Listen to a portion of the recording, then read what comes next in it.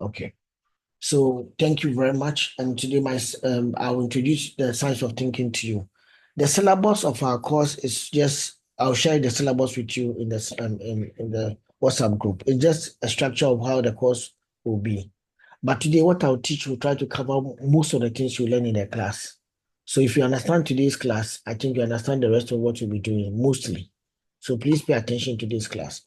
Now, in our as I will drop the after the class, I'll drop the syllabus for you. The syllabus just tells you the objectives of the course, which I'll go over it today, and that's what I'm even going to be explaining. And it also tells you what to be doing on some of the sessions.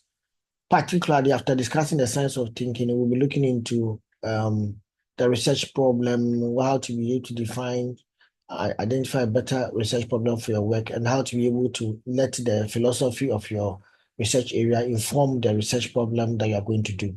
Then later on, we'll discuss ethical issues. So these are three key areas of what we do. Understand the science of thinking, understand how to apply it, and then how to then understand how to establish the relevant research areas that you are going to do your research in, and how to apply it to the philosophy that you have chosen.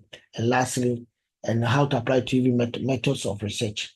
And then lastly, the ethical issues in carrying out the research. So that is what the three parts of the whole three 12 weeks or 13 weeks that we'll spend our time. However, there will be a lot of presentations too, which is also coming from you. And then there'll be some guest speakers who come and talk to us. So thank you for that. So what I'll try to point out today is that what is the science of thinking? That's what I'll overlook. I'll look through, and I'll break it into two parts: the institutional perspective and then disciplinary perspective. Now, when we say the science of thinking, as a researcher, you need to know that as you have entered into a PhD program, you have to understand how to think. So, how does UG expect you to think, and how does the discipline you belong to expect you to think? That's what I'll be covering out in this session. So in the institutional thinking, it also goes alongside your personal thinking because you made the decision to come and do this program.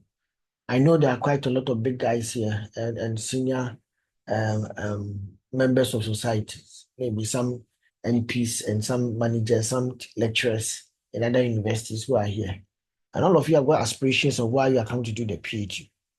So you may have chosen the right school to come to and the right program for yourself. But then the next question then comes out is that who is going to be a potential supervisor and what's the right research to do? You need to get all these four arrows right so that you can be able to do a good PhD. The first thing is that the right school and the right program, you did it yourself. I didn't choose it, you chose it yourself. But as you enter the department, some of you may have thought about who you like to work with. So maybe you talk to the person before you entered. Others don't know who their supervisor will be. So as they are doing their PhD program, they may start to build affinity with some of the lecturers, and then likely the lecturer selects you, maybe a PhD supervisor. But according to graduate school, before the department takes you in, they should have commissioned or somebody who is interested in the research should have vouched for you. So technically, even if you may not know, somebody in the department may have said yes to you. The question is that it may take time for maybe some department will tell you, some department will not tell you. So it will come out later. So whichever it is, somebody said yes to you, and the person who said yes to you is likely to be the lead supervisor. Then there could be two other or three other supervisors who are supporting the lead. Then, but after that, throughout the first 1 year, you are doing the coursework. The thinking you are supposed to have is to determine the right research you are going to do, which will appropriately fit your work. Because of that, I would advise that in the year one courses that you are doing, link it with your PhD. Don't just don't just be doing the courses for courses sake. Ask yourself, if this is I'm teaching, how will I apply to the research area I would like to research in? What will be the right, how will the things, the theories, the methods they are teaching me, how will it inform what I want to do? You may not have chosen it yet, but you may have some options in mind. And it's important you have some options in mind, maybe two or three. As you go through the courses, you start realizing that as you apply to what you are thinking, you may narrow down to what it and have a focus. So by the time you finish year one, you should have a focus. Now, if you don't do that, you can have sit in iterations. We have even seen people in their final year, they are still changing their research area because I know they didn't build the focus very early and they kept on just walking around and walking around with something which was vanity, and the vanity didn't lead them to any place. So you have to have a focus early, and the focus and to be tested. Even if you change it and you learn the good skills of how to select a focus or select a research area, you can apply it to the next one you choose. But whatever it is, you have to try and do that. Now, another thing that is relevant in helping you to have a focus is that understand the international international audience for your research area. Every research area or every discipline belongs to a bigger international audience. Sometimes, even in your own department, there will be some seminars that will be done. International, there'll be seminars that will be done related to whether marketing, information system operations, whatever you are doing, accounting, and other courses that you are doing. There'll be some international and then local connections that you may be able to build to be able to get, understand, to appreciate what you are doing, the research area within the discipline that you belong to, and to even hear about new areas that others are thinking about. So if you can attend a conference or even volunteer at a conference or go to a doctoral consultant, even if you're not going to present, just to listen to others and to be able to get to have a feel of what others are doing. Nowadays, there's even conferences you can join online and you can participate online and learn from them. If you can't even attend with financially, you can also go and get the proceedings of the conference and read people existing conferences in your discipline. Some of the last year's on what did they discuss? What were the research areas that were papers that were published at the conference so that I can have an appreciation of what is being done in the area and I can help me narrow down to choosing the right focus for myself. Now, whatever it is in this particular semester, understand what is required to graduate and what is, and then later on, as you get to know your supervisor, and by the time you finish year one, you should understand what your supervisor expects. So don't be walking around without the right thinking. The thinking of indeed a PhD is to please know what is required to graduate. In some departments, even if you write the thesis, you are supposed to try and publish one or two papers before you can graduate. For example, in MIS department, you cannot submit a work without at least having one publication or two publications in a conference which is related to MIS or IS information system, or you have submitted a book chapter or you have participated in a book project or research project in a department that has led to a publication. You need to publish because it's very difficult for them to fill the published research. Because the researcher has published something out of the work, he has been able to test it with an international community, and they say that's relevant. That's why they have accepted it for publication. So one of the good things you need to do is to start thinking in the 4-year journey I'm doing, whether you are going to do PhD by publication or PhD by monograph, that's you write a whole PhD from chapter 1 to chapter 7, you still have to think about getting your work out there for people to critique it and give you feedback. In year 2, you'll be doing a comprehensive. That's you write comprehensive means that you're testing all the things you have learned in year 1. Usually you write a research paper, you write an exam, and then you do a presentation. And by the time you finish year 2, you should have also been able to present a tentative research proposal that you're going to carry out in your research. Then um, some of the departments may encourage you, if you get your supervisor early, to by the end of chapter 2 to year 2 to start writing your thesis and start drafting some chapters. At least the introductory chapter is going to be part of your research proposal. So if you do it very well, you have got chapter 1 there. Then you can now move to a literature review and start looking at chapter 2. Now, even some of the courses that you do, for example, if you are taught a qualitative research design and research methods, advanced qualitative research in the next semester, and you do the assignments related to literature review very well, you would have produced a literature review for your potential research area before you even enter chapter year 2.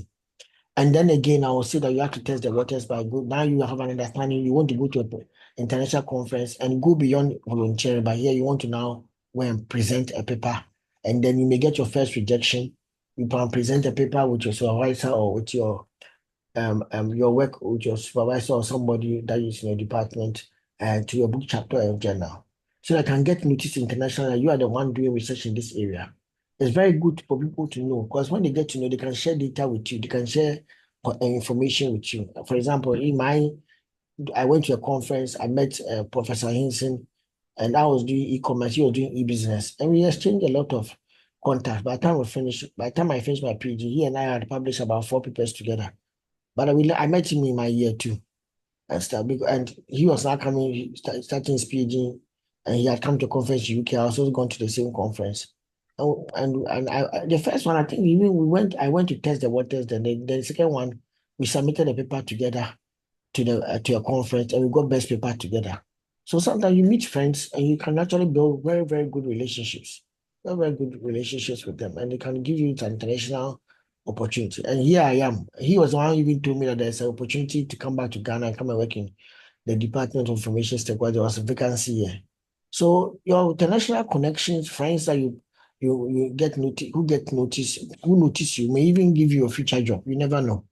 So please, and by the time you get to year two, try and make sure that you don't just go to a conference, you go and publish, you go and present. If year one you can present something, fair enough. I remember last semester, I taught somebody in this class. The person went to UK to go and present something I taught in the class and did well there. And she told me about the prof, the things you are talking in class.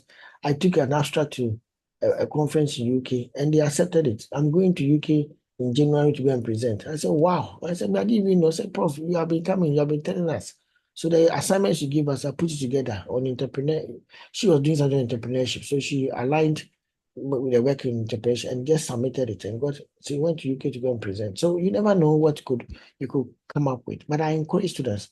For example, I run a series of AI, an AI series in for Taylor and Francis, which is one of the big research companies in the world. And if we are coming out with 4 books based on last year and though it will come out next year based on last year's research work we're doing.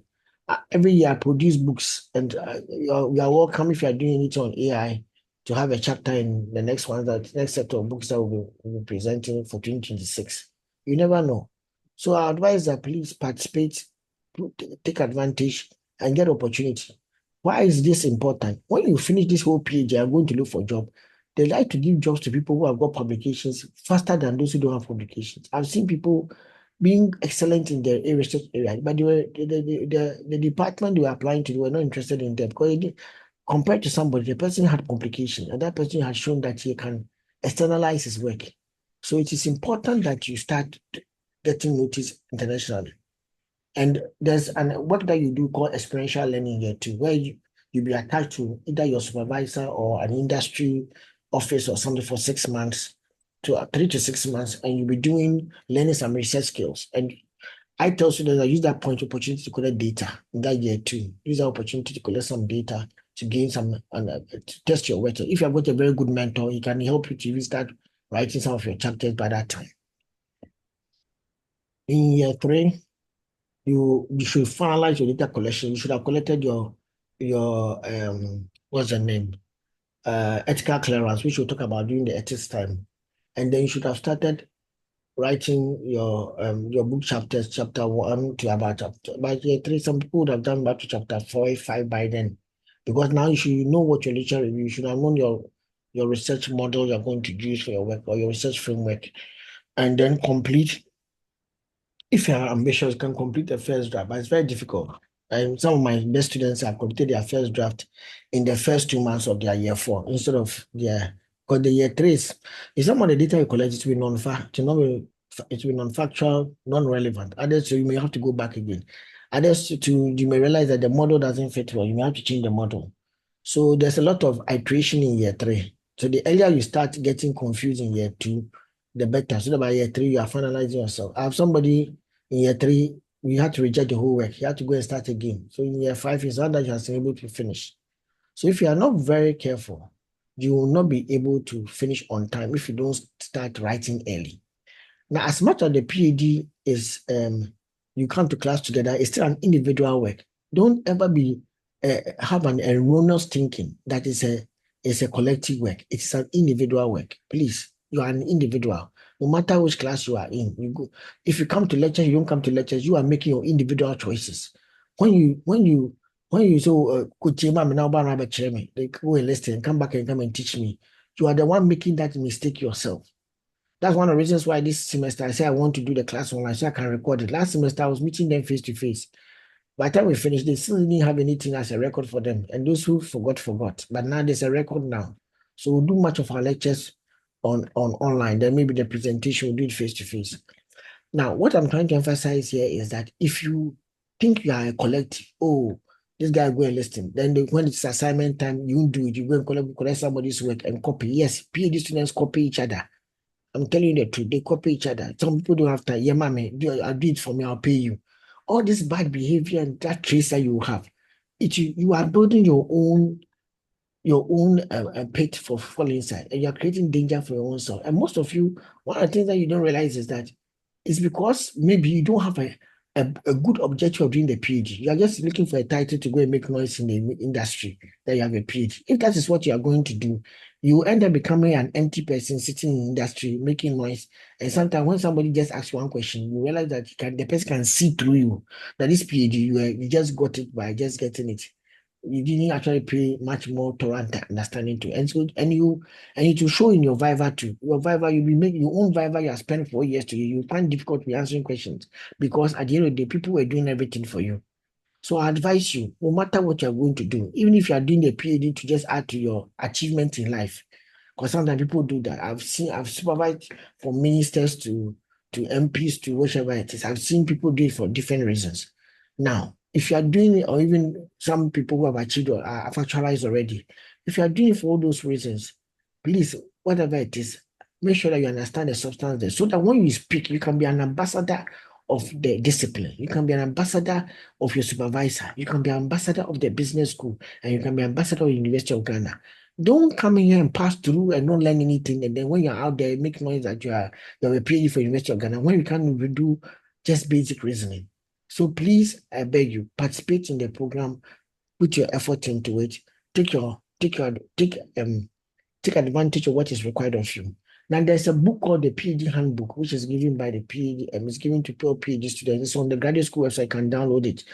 Derek, you can download and share it to your course, your class members. The PhD handbook it gives you what is expected of a PhD student, the thinking that UG expects of you, what you're supposed to do, how many words you're supposed to write in a PhD program, what you're supposed to do during your experiential learning, your comprehensive, what's expected of you.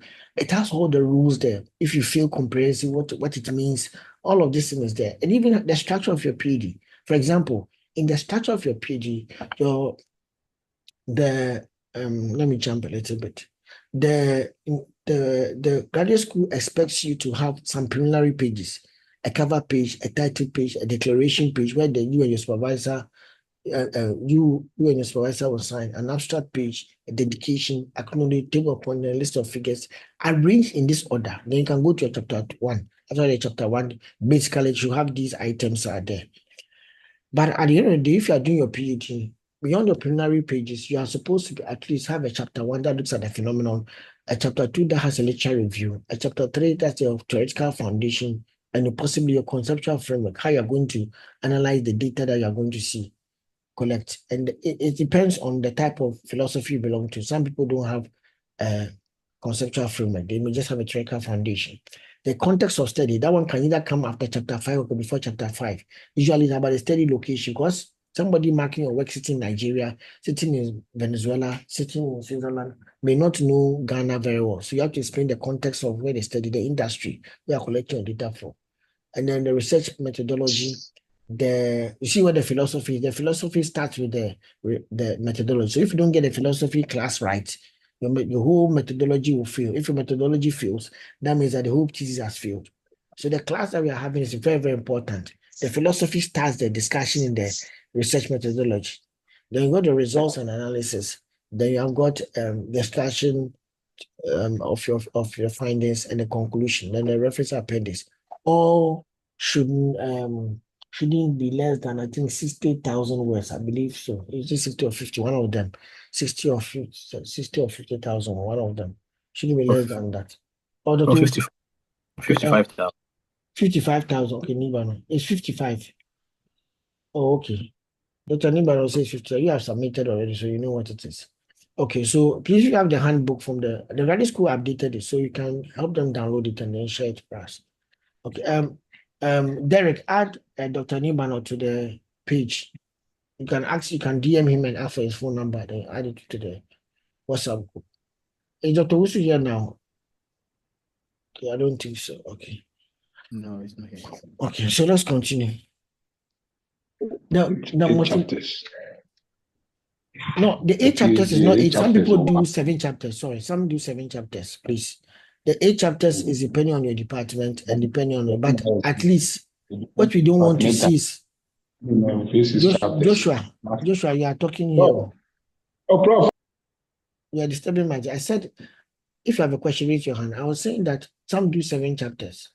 And others, the reason why some do 7 chapters is that they combine results and answer discussion. So it's possible.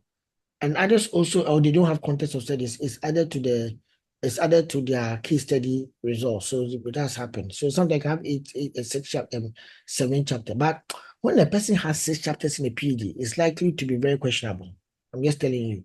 I've seen 6 chapter PhDs, and when they come to Viva, you see that there's a problem because they just and they cannot even meet the number of the words. They're 55 or above 55,000, above 60,000, above 50,000 words they're supposed to do. They're not able to even meet it. So please be careful. Okay. Now I mentioned that one of the things that you want to try and do is that you have to know your supervisor, but also respect your supervisor. For the male students, respect your supervisor. For female students, respect your supervisor. But the female students, know your boundaries with your supervisor. Your supervisor is not your friend to be coming to your home. So if you see it is getting to that, be careful. I'm saying that because I've been in the same business school when students are coming to tell me that the supervisor, a female student, the supervisor says you should cook for him, so he's come to eat in his house. And what should he do? So I'm just telling you that things happen. So be smart. Don't be, if you think you are going to use those means to be able to finish fast, you may even stay here. I've seen that person who I went through that even spend more time in the program than rather she's spending less time in the program. So I advise you that please be very careful and draw your boundaries well. But the guys to draw your boundaries, your supervisor is not your friend.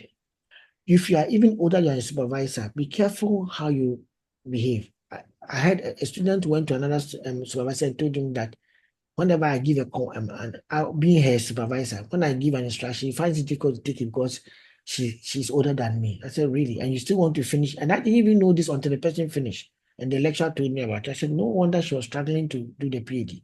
So anytime you sit in front of me, when I give instructions, you look at the fact that why is this young boy talking to me? And then at the end of the day, you don't take the advice very well. And then you go and you want to finish. So please, whether the supervisor is younger than you, it's your old schoolmate. If you don't give the respect as a supervisor, you will get the respect of what you are looking for. So treat a person the way you want to be able to get the better outcome. Good. And make sure that you have an agreed program of what you want to do. Some supervisors can just I'm telling you, it can mess you up. You may be thinking of that A is what you are doing, but your supervisor has B in the mind. You show up with A after 2 years or 3 years, and the supervisor said that that's not what he's interested in, you throw it away. I've seen students cry when the supervisor says that he's not interested in the work, even in the final year. And some of them have had to step in to take the student from the supervisor and re-supervise the student to finish and make use of what the student had finished. I don't want to be doing that job anymore. So I'm begging you, please, listen to your supervisors and understand what you are required between the two of you. What time is especially when you get to the year 2 and year 3. Remember, the supervisor does not know it all, so the international audience will help you. But be wise and understand the politics. You don't go and listen to an international audience and come and tell your supervisor that what he's saying is non-factual or it doesn't matter. So you want to go there. Is he the person who admitted you?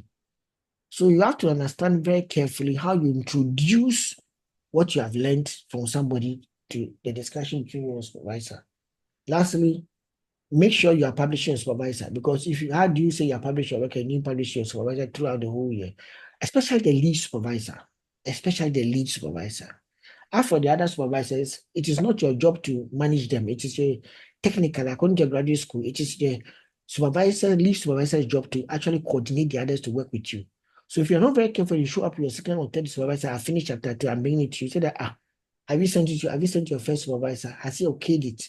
Because sometimes a second supervisor can talk and a first supervisor can come and cancel it because he's the one who brought you in. You are on his scholarship. And he wants a particular way to go. Whether that way is right or not, that one's a different story. So manage the politics very well. Some of you come in through Kwamena. When you get in and you go and start listening to AC's teaching, you say you like AC's teaching, so you want AC to supervise you. Kwamena is the one who brought you, not AC. So be very careful about those kind of engagements too. Otherwise, you give problem to AC. The rest of the advice is in the north. I hope you understand that. So thank you for the first part of the thinking, where getting the institutional thinking right and getting your personal thinking right. Now I'm going to go into the disciplinary thinking. I'll allow 3 questions if people have questions. If not, I'll move on. Okay. So 1, 2, 3. I'm not hearing any hand. I'm not seeing any hand here. Nobody has a question. Okay. Thank you very much. Okay. Asuma Yeboah, do you have a question? Because I've seen you've unmuted yourself. Oh, sorry, Prof. Sorry, Prof. I don't have a problem. Please, if you have a question, ask now. I don't want you to go to talking about other things and you come back and say that the whole thing you didn't understand. So I'm asking again, does anybody have a question? Or do you all understand what I've talked about?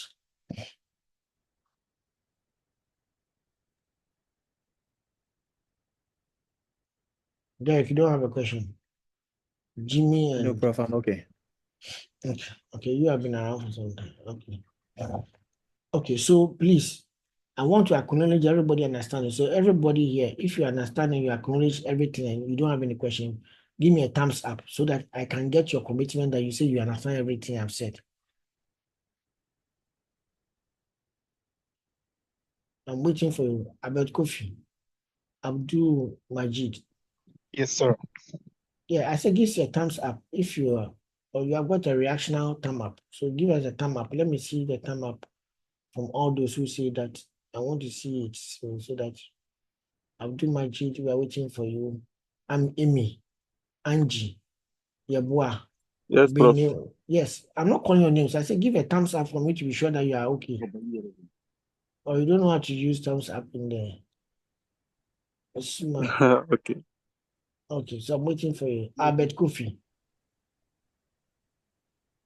Amy, Angie, Asuma Yeboah, Benny Manuana, Benjamin Sichua, David, Desmond Prempe, Manuel Puku. If I mention the in terms of David, Emmanuel Bonsu, Ernest,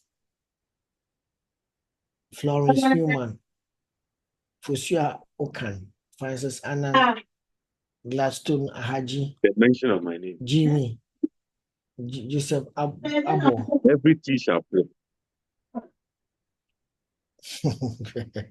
Anyway, interesting.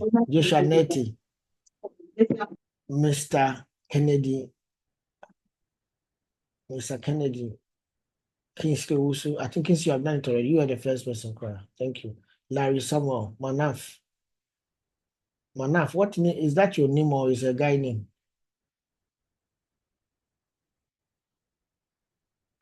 Manaf, is that your name? That's my name, Prof. Okay. Nanaki, Noah, Obed, Ajiri, Papa, Ajaben, Paul Benson,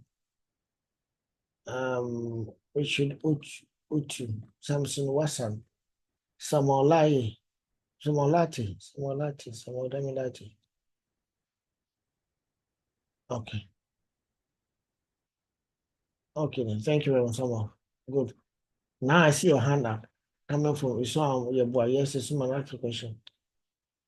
Prof, I am wondering, how does one get access to the international conferences? Is it maybe something that during our study we may be getting access to conferences that maybe we have to attend, or you just have So to? every discipline has an association. Find your discipline's association, and then you get to Okay. know the conferences they organize. You can Google it and check. Like there's Academy of Management. That's for all management. Then there's Academy of Marketing.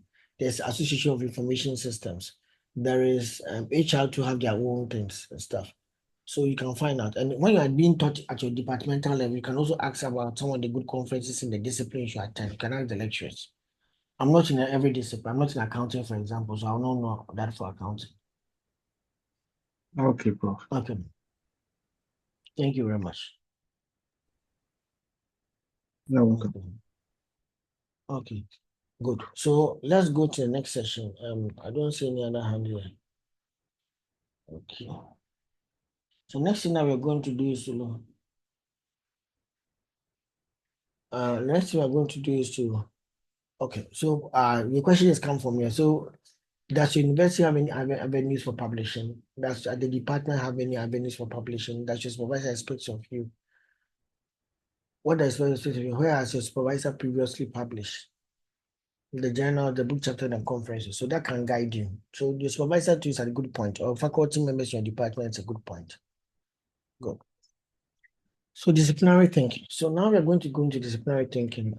Let me give you a 5-minute break because that's another whole marathon so that you can get some water to drink. Let's start that part. Thank you. So we'll be back in 5 minutes by 10:20.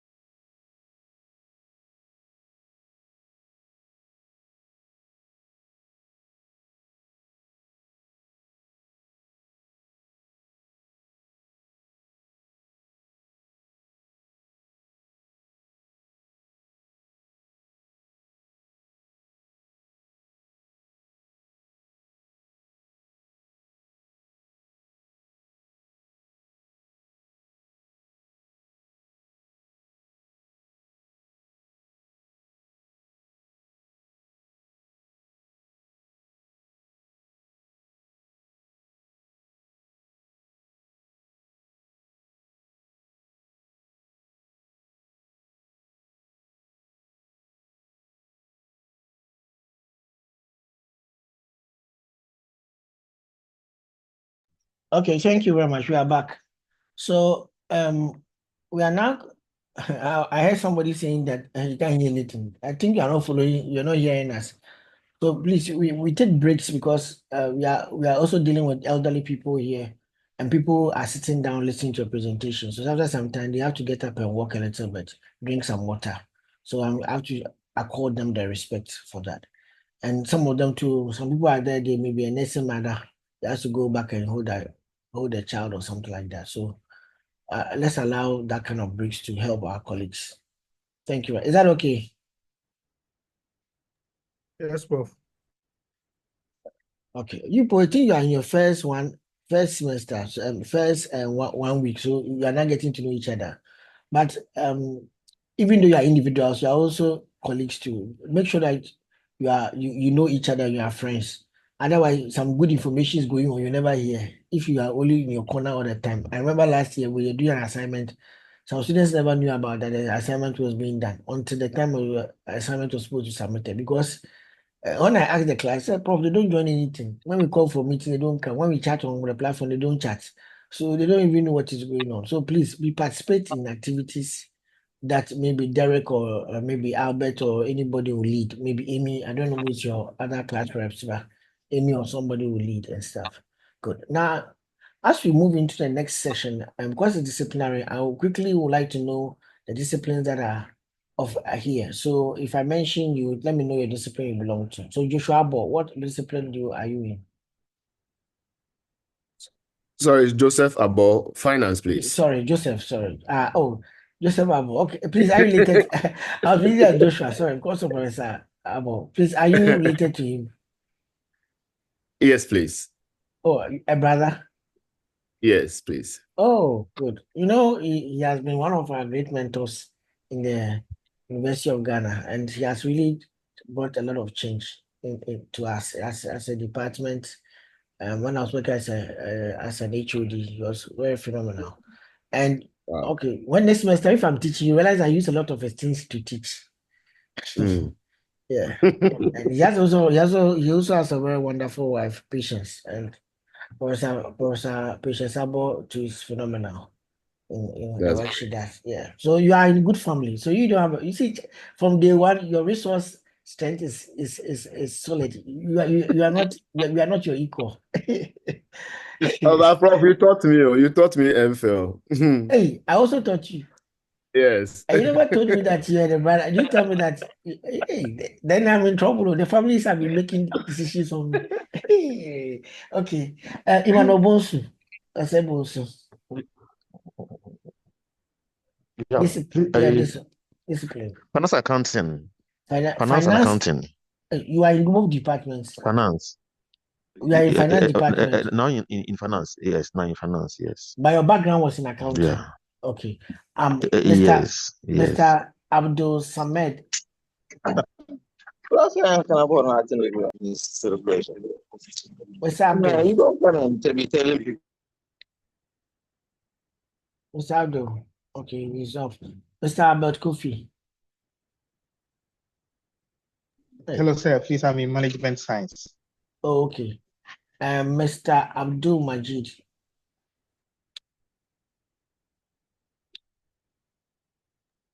We can't hear you.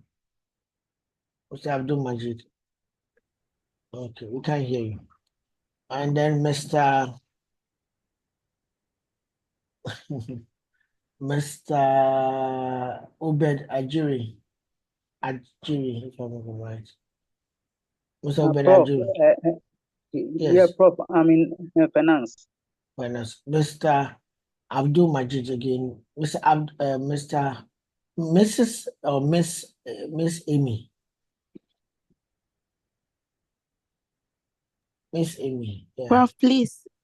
Prof, please, human resource. Okay, then. Thank you. Miss Angie.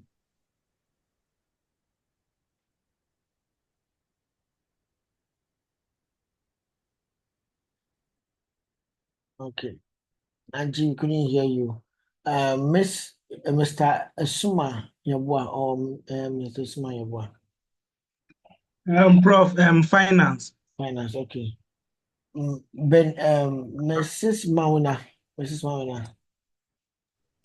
Please, finance. Okay. Hey, finance, you are allowed to. Mrs. Mr. Benjamin Sichi Sakwa.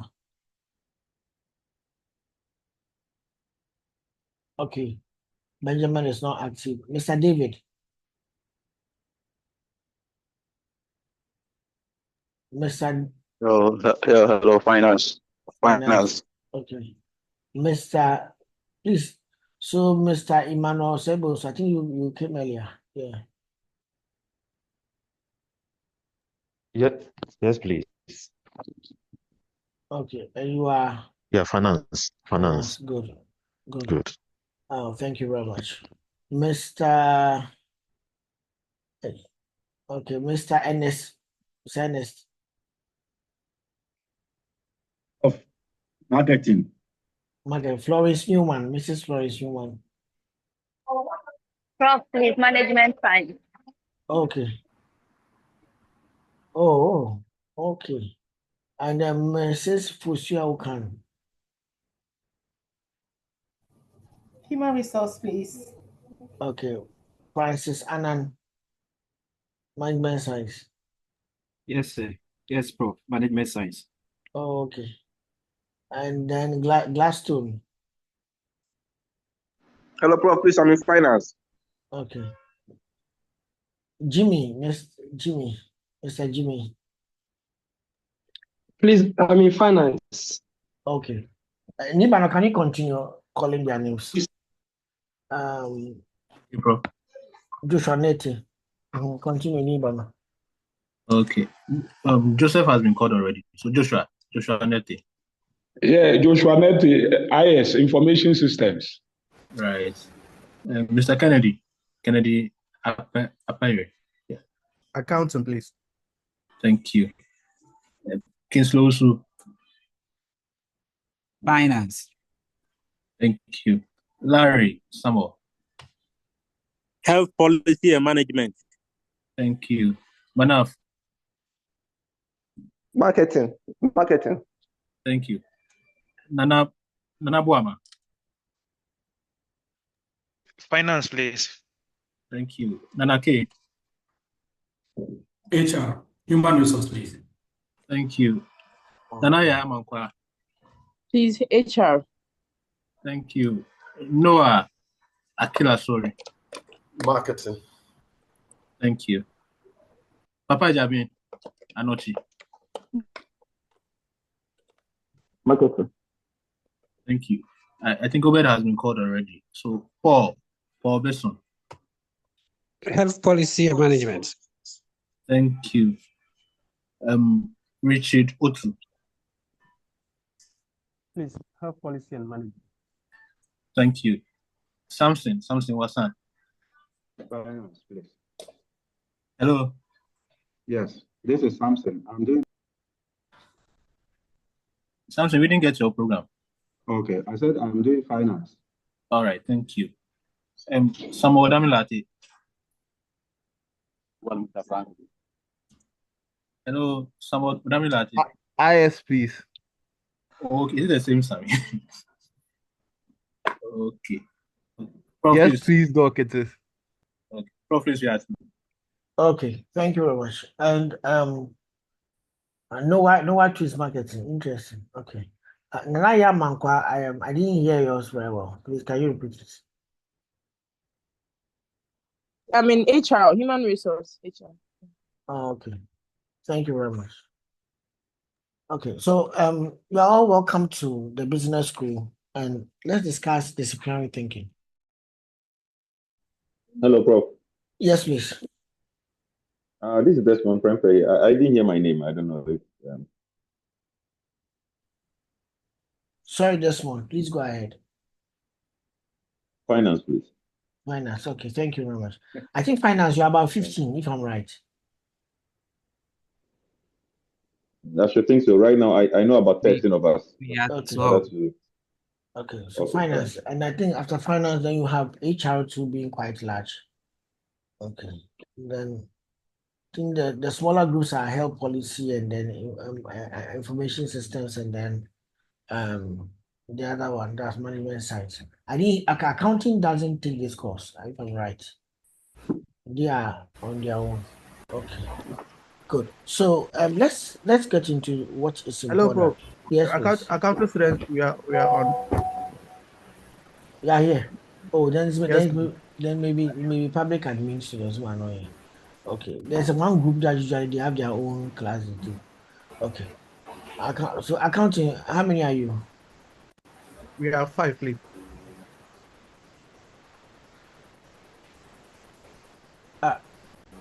You are the ones who is speaking.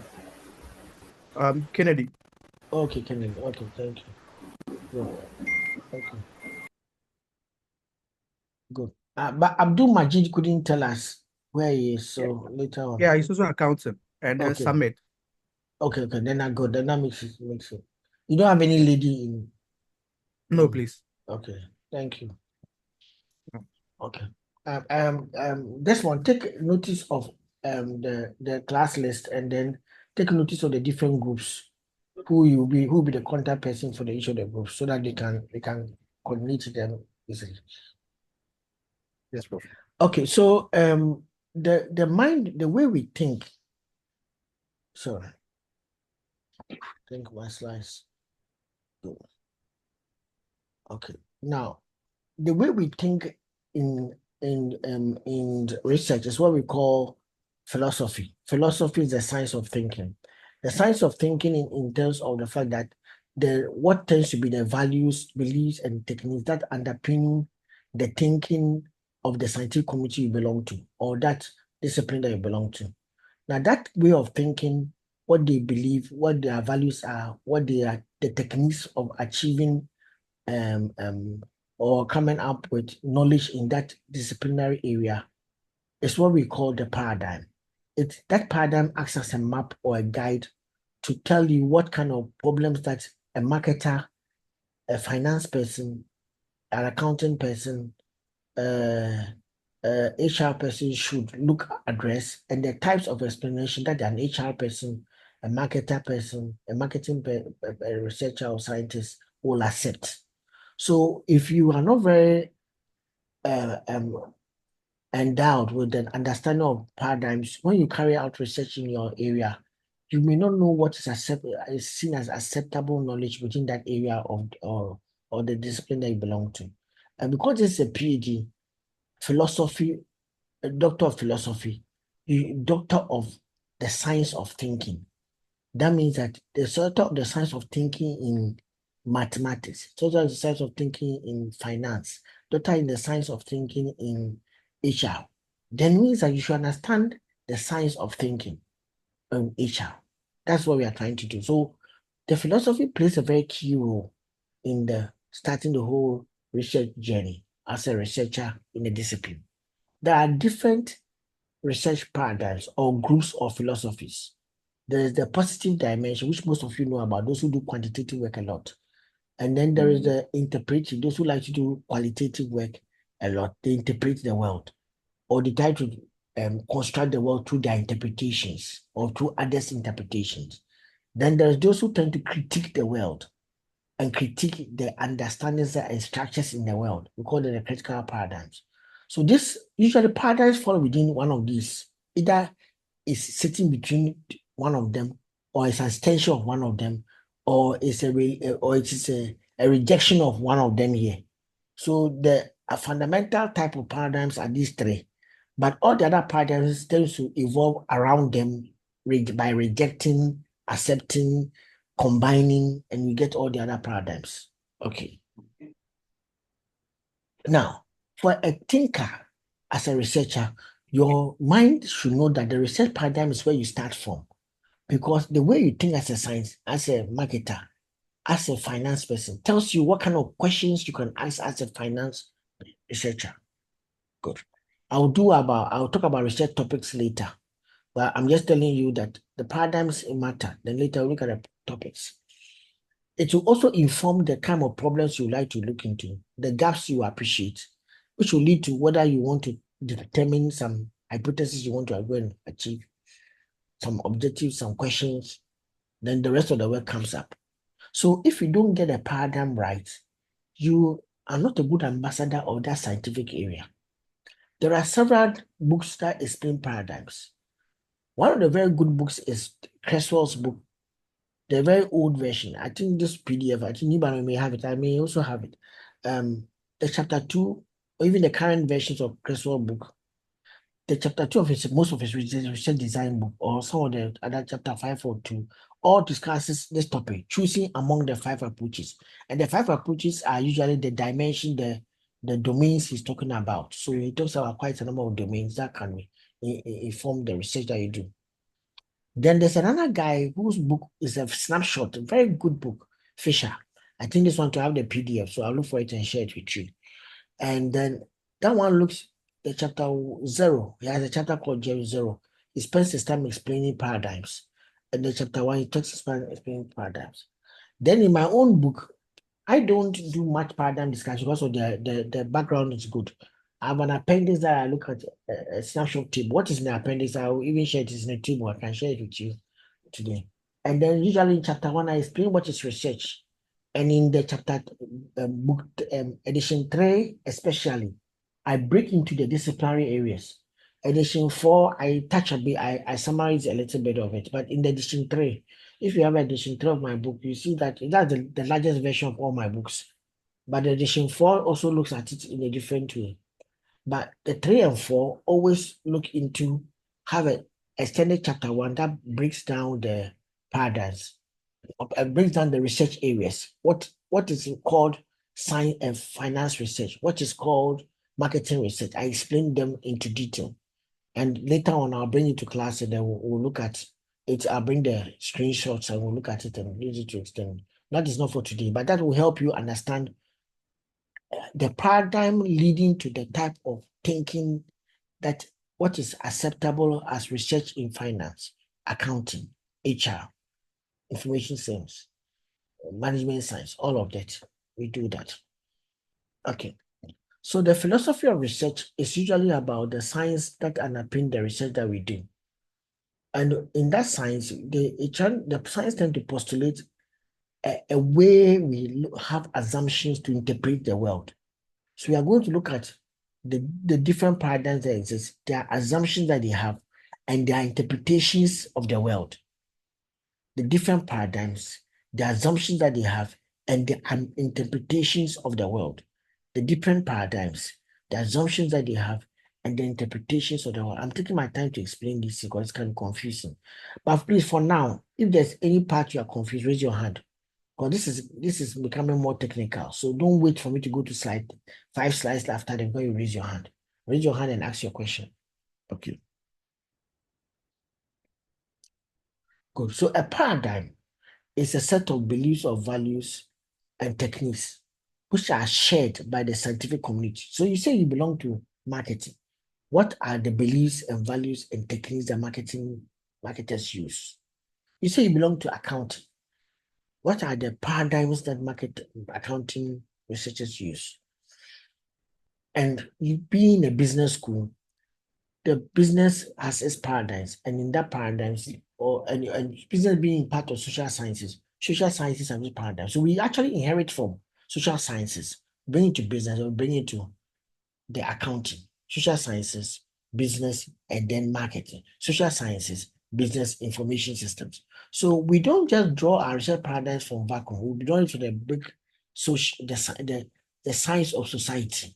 So, and in that science of society, there's a way we think, and we draw from that particular river. So a paradigm is also known as the view of the world held by the scientists, the view of the world held by marketers, the view of the world held by if I should call them information system researchers. Then there are a number of these paradigms, and the paradigms continue to evolve. The paradigms are not static, they continue to evolve. Then, to understand the paradigms, we need to appreciate the different assumptions that tend to underpin the paradigms. Good. I want to take your time, so please read through this yourself again. And then if you have a question, ask me.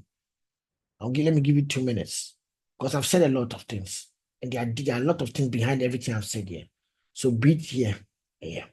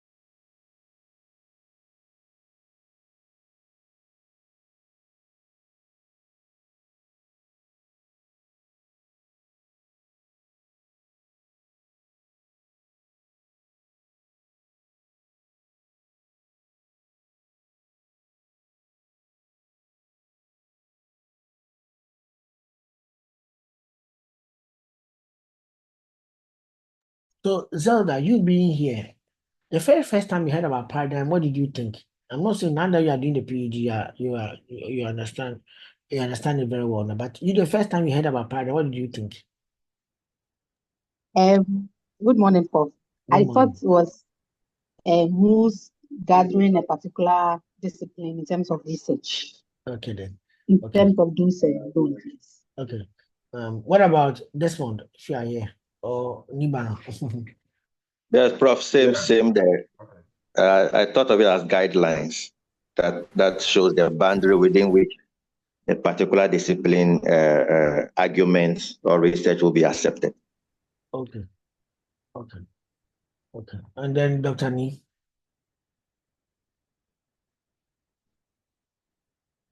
Okay. Hello, Prof. Yeah.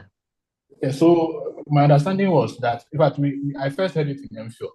And so my understanding then was that how we perceive whatever we want to study at the time. So if in my MPhil, I did mobile application development. So how I understood mobile application development and the boundaries that I could go. Okay. Okay. Good. Now the new PhD students, is there any question or I should go ahead? Okay. This one, can I go ahead? Prof, please, you can go ahead. Okay, thank you. Yes, please. Mr. Ebua, Yeah. Okay. I placed comments in the chat. I'm Okay. like, so if I understand paradigms, I am thinking they are more or less assumptions rather than rules a community upholds. I just wanted to know if that thinking is right. It's a very interesting thing that you are thinking assumptions are they are just adjustments, they are not rules. But remember what is written here. The second part of the thing acts as a guide. You see that part? Acts as a guide, a map, dictating. You see, all of this tells you that it's advisable you work with that part. That's what it's telling you. Do you understand what I'm trying to say? Oh, okay. Good. Okay. Now, to define the distinction between paradigms and various taxonomies have been. Oh, Richard Otu. Okay, go ahead, Mr. Otu. Yeah. Yes, Prof. Why is the paradigm necessary? Why is what? We can't hear you. Please, can you hear me? I can hear you now. Yeah. Hello. Yeah, I can hear you now. I can hear you. My question is, why should we be thinking in terms of paradigms? Okay, good. Let me ask you. Society itself, humans are inherently different in the way we look at things. Now, let me give you an example how paradigms play a very key role. Have you seen a development discussion on radio before where you have an economist and maybe a social scientist or in fact, social scientists are also economists. So economists are also social scientists. So like an economist and somebody like maybe somebody coming from let's say healthcare, sitting down looking at a problem like Boli ulcer. The economist will look at the impact on maybe on human capital in terms of ability of people to work and how much we are losing per day as people get infected. However, the health person is now looking at how do we stop the spread of this bully ulcer outbreak, and how do we prevent the neighboring towns from getting infected. Now, it is the same problem they're looking at, too, but there are different perspectives and lenses looking at that. That is how paradigms help us to act in the world. We look at problem society and we come from different disciplinary lenses. Now, without those disciplinary lenses, sometimes if you're not very careful, our mindset about a problem will be the same level and we'll have only one type of solution, which will not work. Do you understand what I'm trying to say? Number two, if without those paradigms too, we will not be able to know what is accepted as the standard of research within what is we hold as an engineer. So I did civil engineering, for example. When we are doing road, we know what we mean by first class road, second class road, third class road. We know what we mean by concrete road. By the essence of what we have been taught, you know how much millimeter of concrete you're supposed to put on the concrete and what you're supposed to put for it to be called a concrete road. But I go and take a politician, and the politician thinks that there's not much money. So in repairing the concrete road, he puts my scientific thinking aside and say that let's pour bitumen on it. When I know that bitumen will not be able to catch or attach itself with the cement well from my scientific perspective of where I come from. But because of cost measures, the the politicians say that let's do do as you go, whatever can solve it now. Let us put the temporary solution there. And later on, it creates more of a problem for us. So what you end up realizing is that we have plurality of understanding and the plurality of perspectives. When we are coming from our discipline, when we say we have done something, there should be a standard because it is science. There should be a standard for which we approve that this is acceptable within an area. It is the paradigms is what guide the members of that committee for it to be say this is acceptable. So that if I bring another engineer from New York and he looks at our road and he said this is concrete, we said, oh, you have done it according to the standard of what is required. We even say that in tropic zone, you should add this a little bit more. You have done it. Why? Because the person understands the scientific discipline that we all belong to. If we don't have it, when we do research and we are in a discipline, we will have different perspectives and we will not be able to have come to a conclusion. And we will have people who do bad research and they will say it is still good research because at the end of the day, there is no standard. Nothing is acceptable in that area. So I've used these two approaches to explain to you. I can go more, but I just want to use these two for now. As I explain, as we do more readings and more explanation, it will get there. So is it better? Perfect, Prof. Thank you. Good. Kingsley also. Yes, Prof. Thank Yes. you very much. I'm just looking at the third point. To understand the differences between paradigms, we need to use a set of criteria known as philosophical assumptions. Yeah. So I wanted to know, is there a difference between paradigms and philosophical assumptions? Because from the first point, paradigm is known as a worldview, but also when I looked at from MPhil, Let me. Okay. The paradigm is the name of the car. So a paradigm is a car, but the brand of a car is Honda. Do you realize it? A brand of a car is Toyota. To compare Toyota and Honda, I have to establish a measure of comparison. So I can compare their engines. The engine doesn't belong to Toyota. The engine is a comparative measure, the word engine. But Toyota can say that ours is turbo 2-point-something engine. And then Honda will say ours is EcoBoost engine. But they are all engines. Do you understand me? And engines help us to be able to describe cars. And cars are paradigms. Okay. Good. So for us to be able to understand paradigms, we should understand the classification measures. The classification measures are groupings. So engine is one group. So in the philosophical assumption, we have different philosophical assumptions, and we can put them into different groups. And that's where we're going to. So the criteria for understanding the difference between paradigms is our assumptions. So paradigms have assumptions, not paradigms are assumptions. Paradigms have assumptions. Do you understand it? Cars have engines. An engine is not a car. Okay, yes. Yes. Do you understand it now? Yes, but I mean, so probably when we go into the Boss, philosophical if you can't assumption, if you can't understand cars have engines and engines not a car, then you cannot understand what I'm going to teach you. Do you understand what I'm saying? Cars have engines, but engines are not a cars. Yes. Yes, yeah, I Good. understand that. Good. So if you understand that, then you should end it there. Understand that philosophical assumptions are the engines. Cars have engines. Okay. Derek, you hand this up. Yes, Prof, I wanted to clarify this. Can I say paradigms are a framework or a model?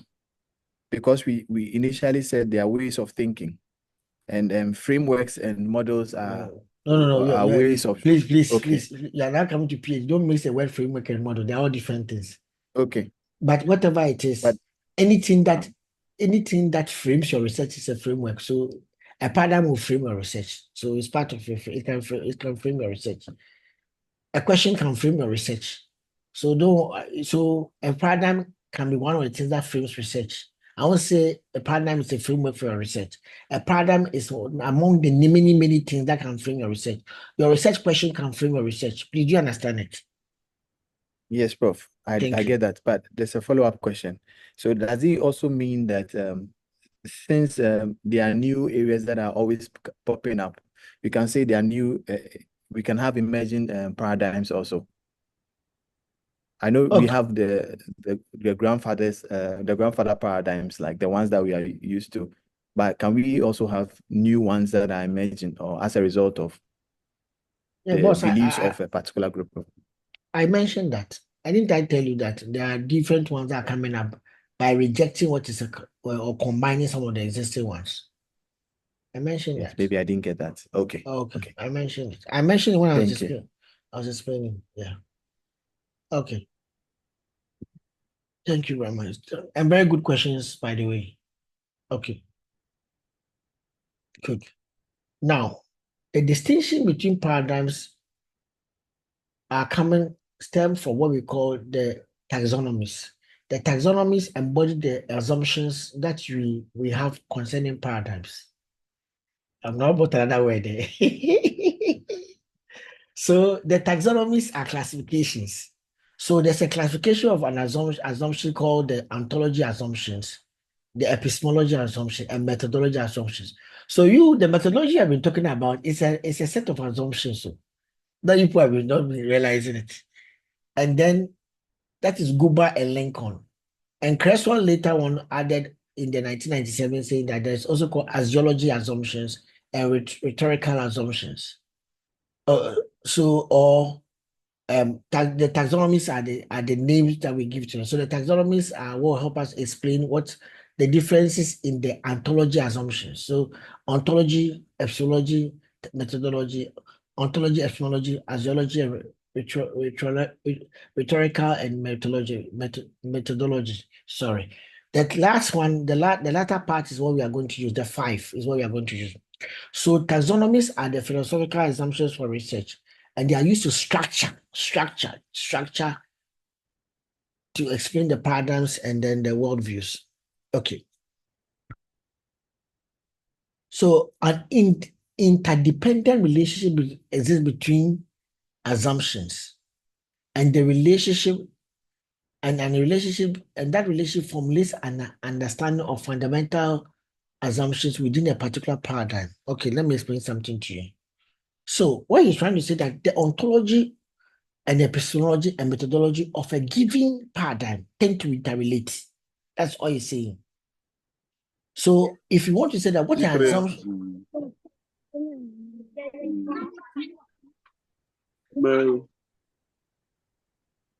Mr. Richard Otu.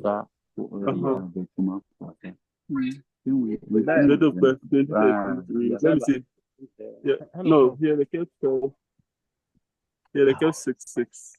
And that First. Let me check. Prof, that's Abdul Majid. Don't worry, I've removed him from the class. I've removed him from the Thank class. you. Please, can you hear me? I'm surprised about his behavior. You are not, when we call you, didn't talk. And rather, when you open up, then you are rather disturbing us. I've removed him from the class. Don't worry.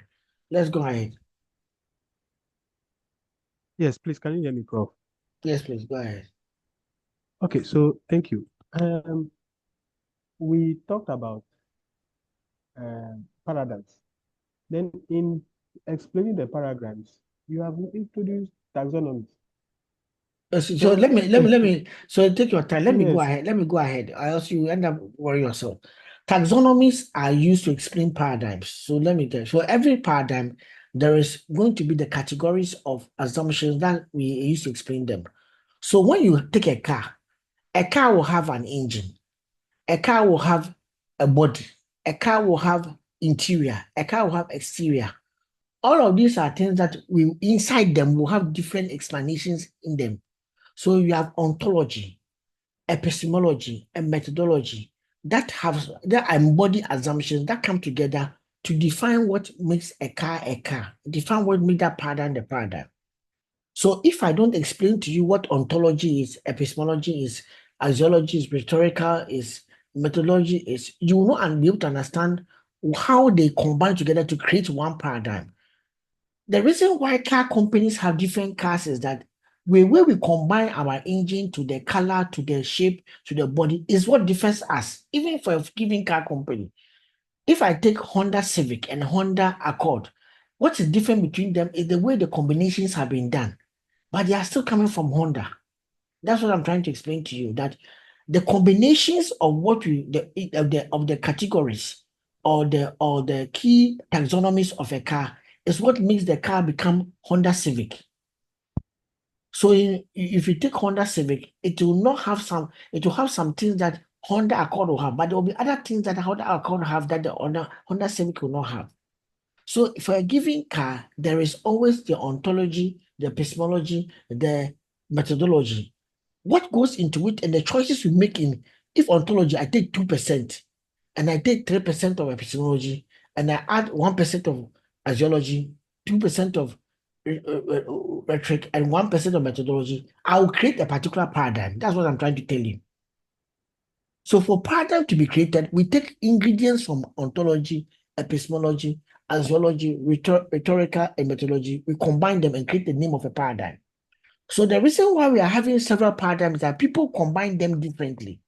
Instead of taking the ontology 10%, you may take 80%. And when you get to epistemology, you take 1%. That is what has been going on. Please, you understand me? So let me now get into the actual thing for you to understand. That's why I say that an interdependent. Somebody is calling me at the back.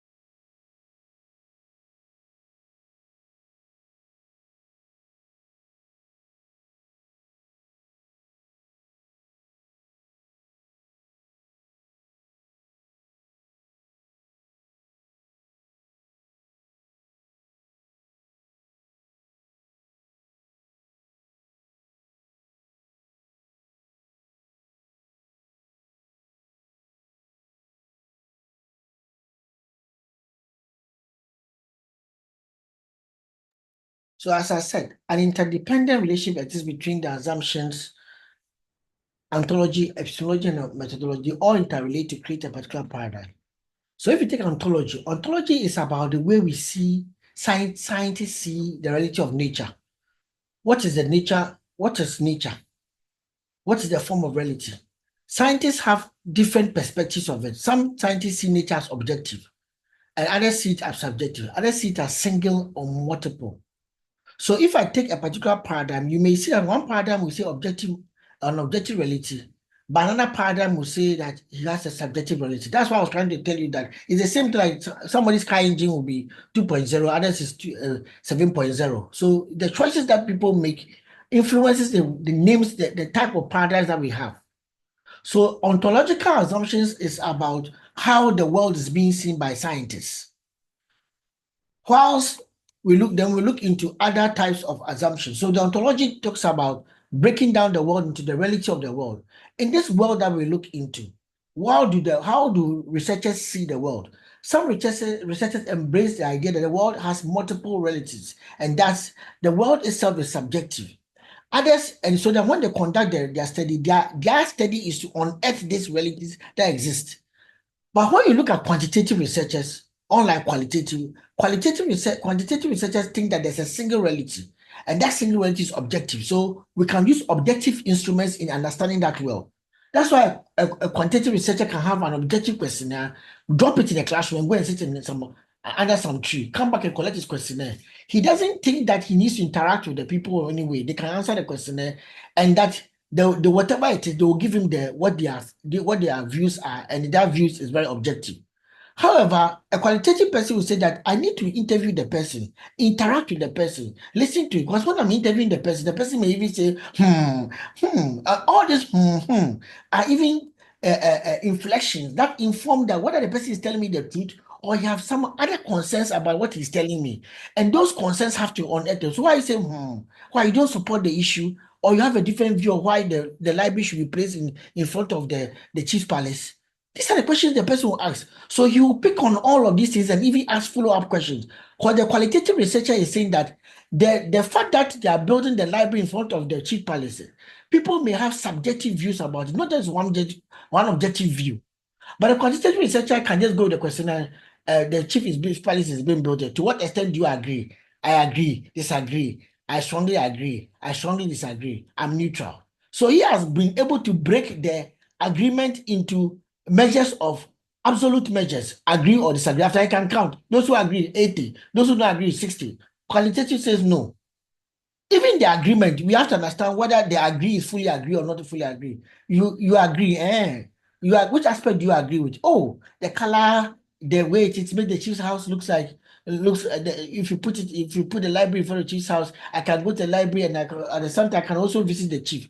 He's saying all these things because he has different views. Oh, the other chief, let us cover his, let us put it so we can block it. We don't want to be seeing the chief's palace again. We want to see the library is more modern. When I come to the town, that's the first thing I'll see, not the chief palace. So the person is not happy that the chief palace is the first thing he sees when he comes to the town. So you think that putting a library in front of the chief palace will cover that kind of this, so that will market the town more. We are now in a new generation. Our town should be seen as going forward. When you come, whenever you enter the town, you just see the chief palace. And the chief palace is not even in good condition.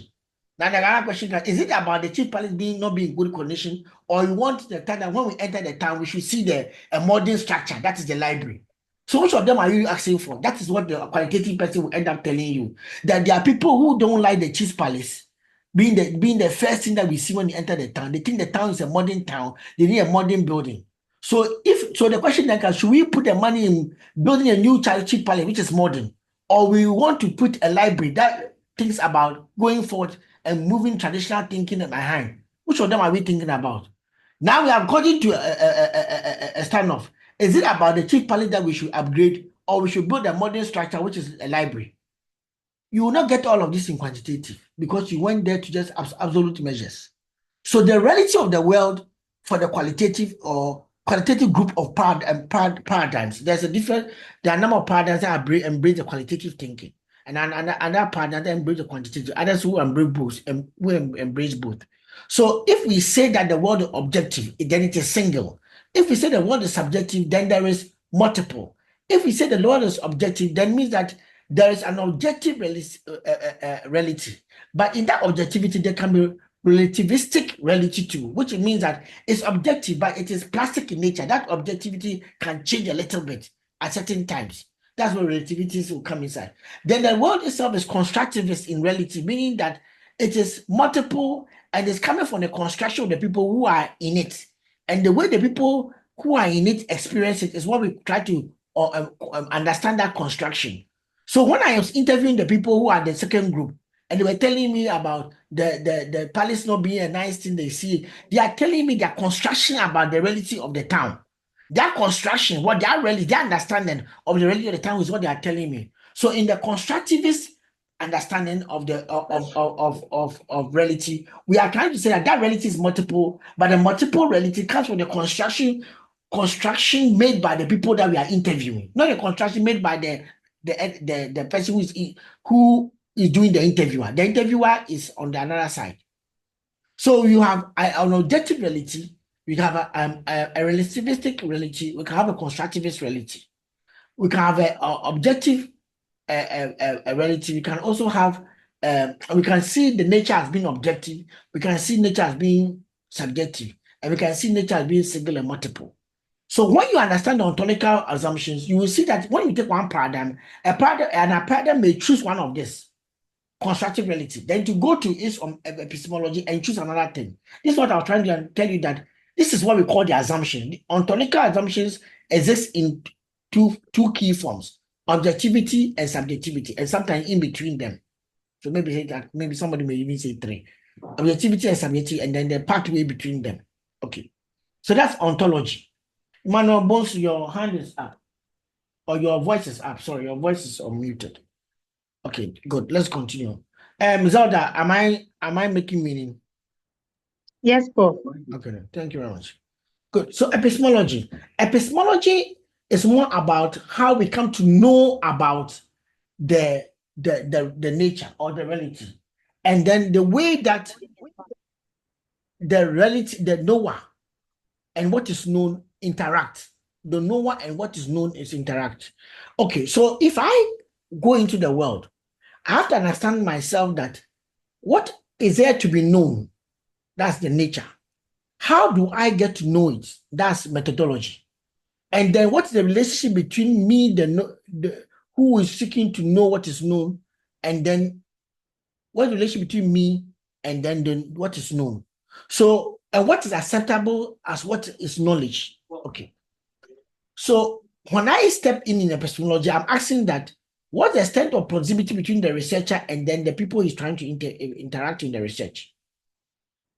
What counts as acceptable knowledge to the researcher?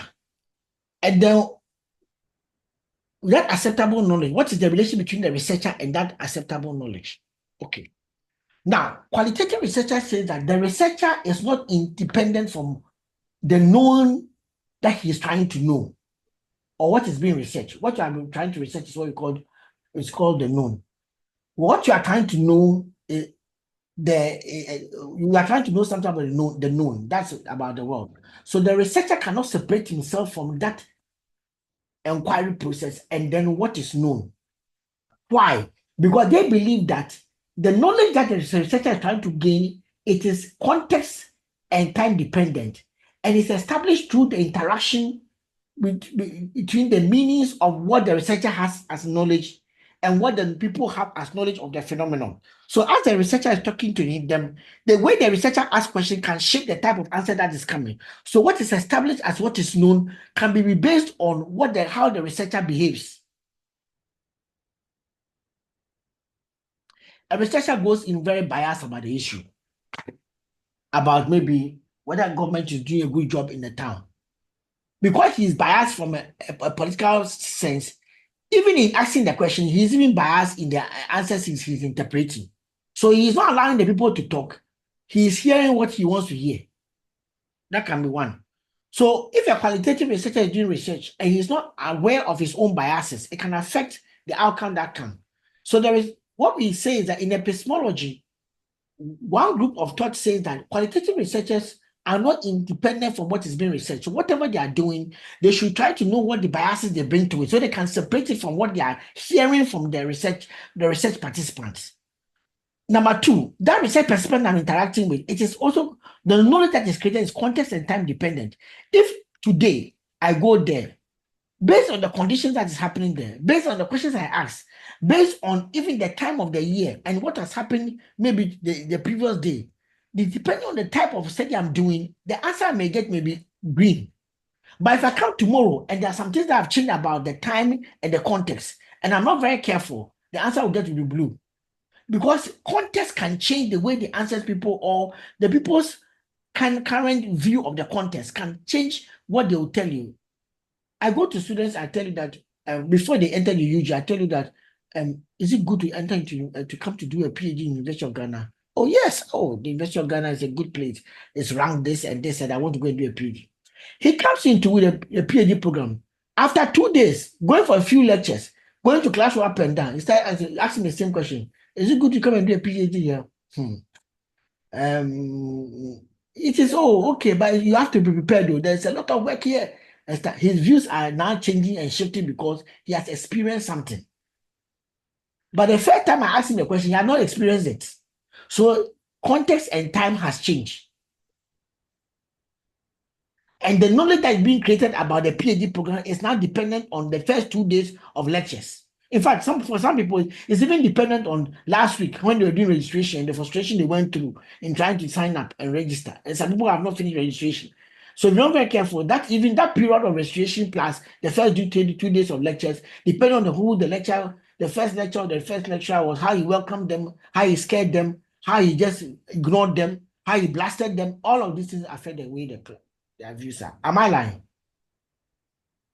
David, hasn't some of your views been redefined? I won't say changed totally, but redefined after the first 2 days of interaction? Even the 2 days is not enough. It's not finished. Mr. David, okay, your mic is on. I thought you wanted to say something. Or Derek, you have even been around. Even the first 2 days of entering the PhD program, haven't your views changed a little bit? Yes, Prof, it has changed, but a very big difference. Good. Even though you have been a TA before. Yes, it's different from being a TA and listening and not taking account of it. And then this time you have to take account of it and then be responsible for certain things. So it's a total different thing, yeah. Okay, good. So, and yesterday, one of the classes, they gave you homework.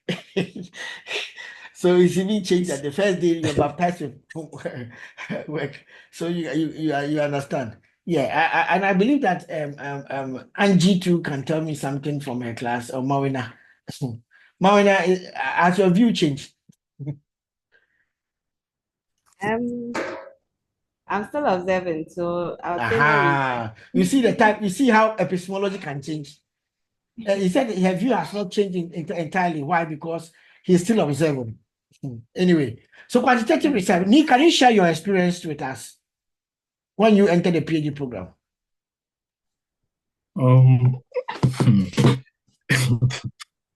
Okay, so when I entered, because of where I came from and what I went through the MPhil, I didn't really expect anything different. But upon starting, especially with this particular course, it was really difficult for us until during the middle of the semester where we got to understand where we're actually coming from. So the feeling wasn't like an MPhil feeling. It was intense as we started the MPhil, I mean the PhD.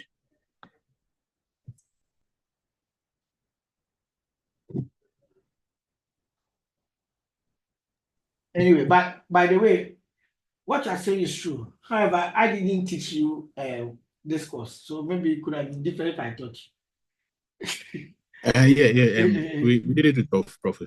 Yeah, but anyway, but still, I'm not surprised about the statement you made that you only got to understand it very well when you actually got into the program in the reality.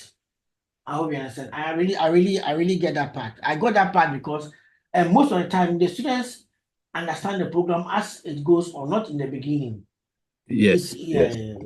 And it comes from the fact that we also come with assumptions to the program. But quantitative researchers think that is very independent. And then there's a degree of separatedness between the researcher and what is being studied. So the knowledge can be verified through direct observations and measurements of variations of phenomena. They don't need to worry themselves so much. What they see is what is seen. A is A. There's not that A can be B at another time. That's why the quantitative researchers, they have a questionnaire and they use the questionnaire throughout, and the questionnaire gives them just very objective answers, and they use that objective answers to analyze the phenomenon. That's how it is.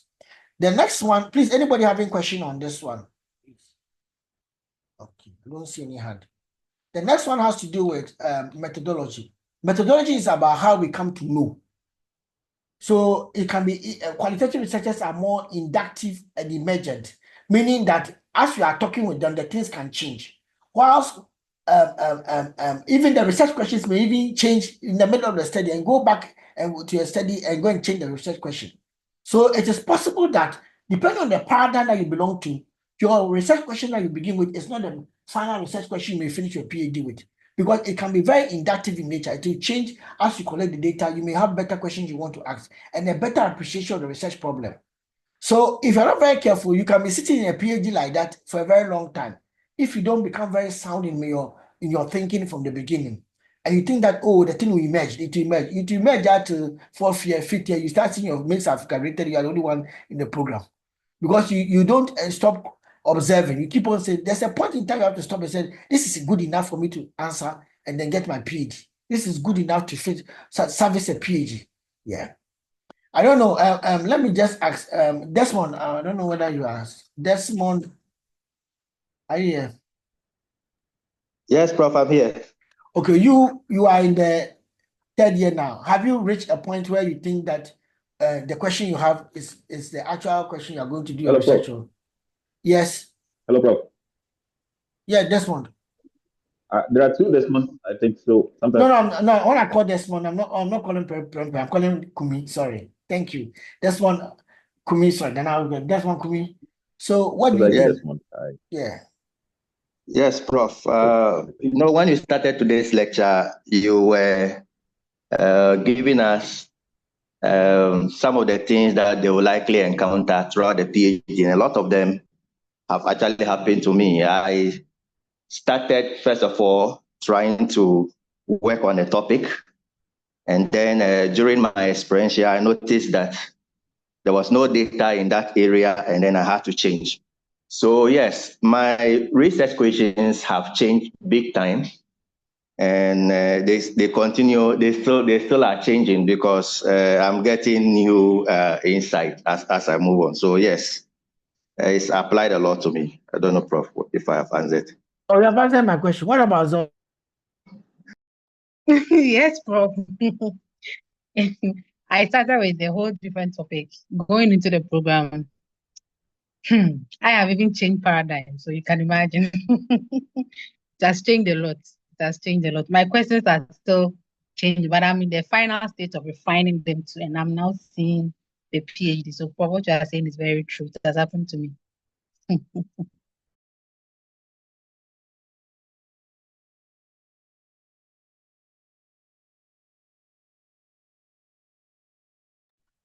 Okay. Oh, sorry. I was getting the paradigms. Well, that was good. This is clearer now.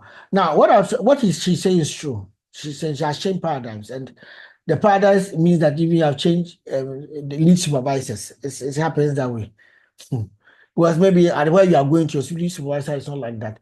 So most of you who are quantitative will end up seeing that you are going to draw on a quantitative study like this, and you have hypothesis. You find a sample. You have objective instruments like switches, questionnaires, collect data, do statistical measures and inferences. All this one, you can even choose not to even go to where you collected data. You could have sent somebody to go and collect your data, and you don't even know the people who are in the population. That's one thing about quantitative researchers. There's a distance between them and then the subject they are trying to do a study on. Good.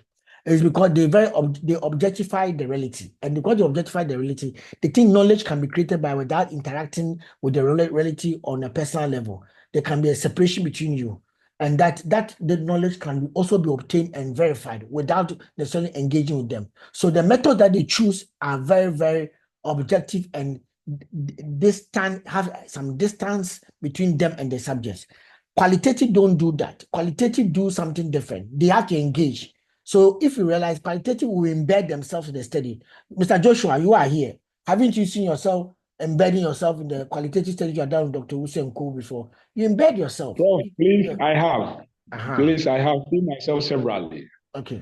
So, and it changes the way you look at it and the way you see the things. So you like this, being embedding yourself, you are, your ontology is going to be a subjective ontology, likely. And your epistemology is going to be the one that draws knowledge from the engaging with the subjects, and that there cannot be a distance between you and the subjects. And the way knowledge is co-created or is created through multiple realities. That's the kind of thing you're going to have in your mindset. Your methodology too is going to be very inductive and emergent in nature. That's what is going to happen. Okay. So apart from that, then we go to axiology. Axiology is where's the voice of the researcher. Where is the voice of the researcher? The voice of the researcher will be in most often can be based on how the value is being placed in the research.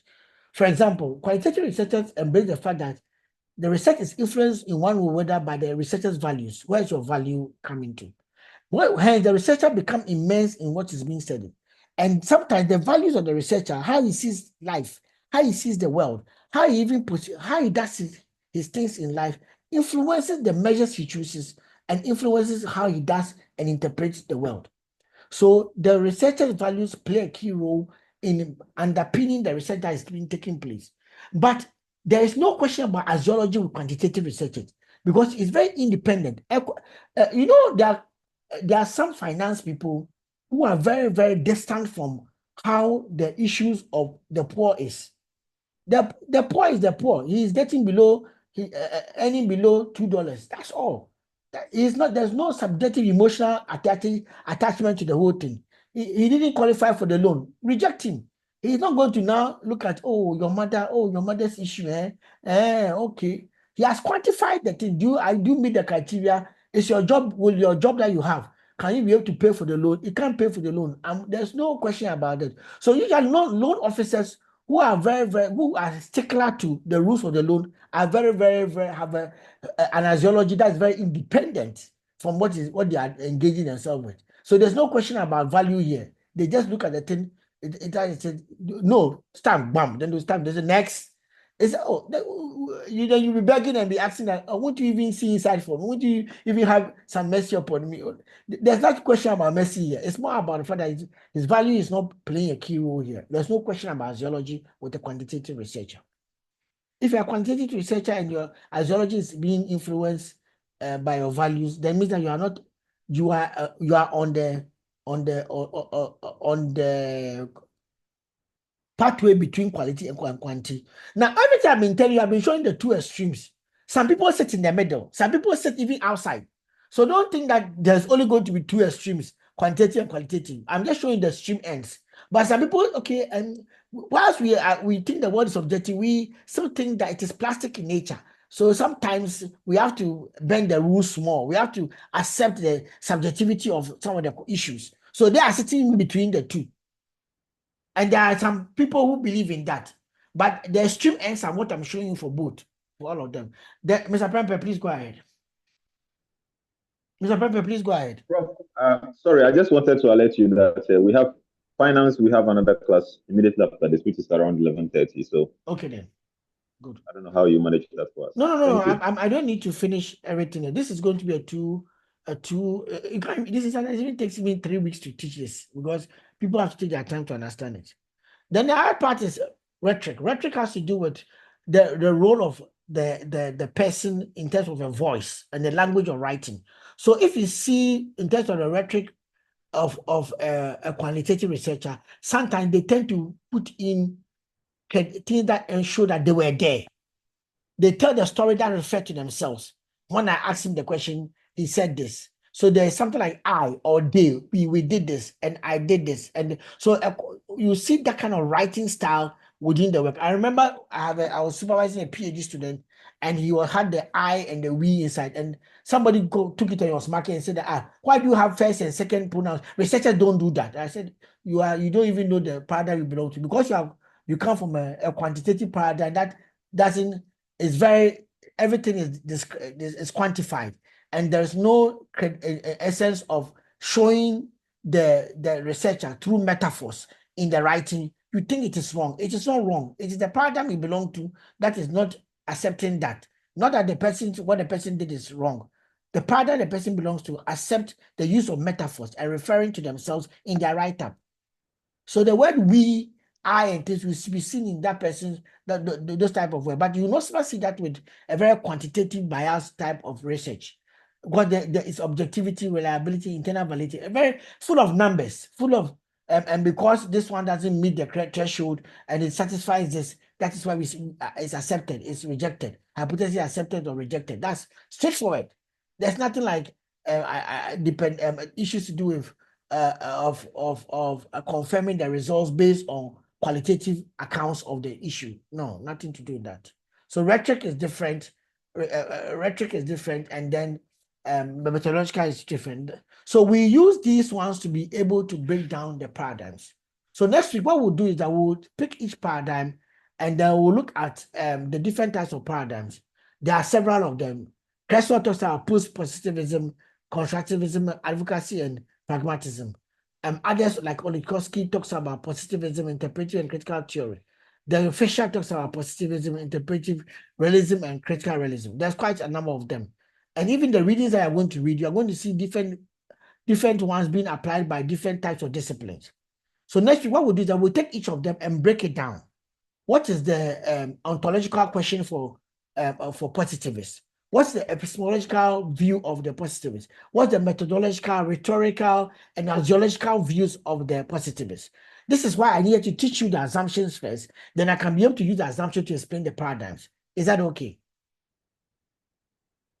Yes, Prof. Thank you very, very much. So what Yes, we'll do, Prof. okay, good. So what we'll do next week is that we'll take each of the paradigms, like positivists, and tell you what their ontology is, what their epistemology is, what their methodology is, and what the purpose of their research is. I hope you understand me. If I didn't explain to you the assumptions, the philosophical assumptions and their categories, you cannot see how I combine them to create a paradigm.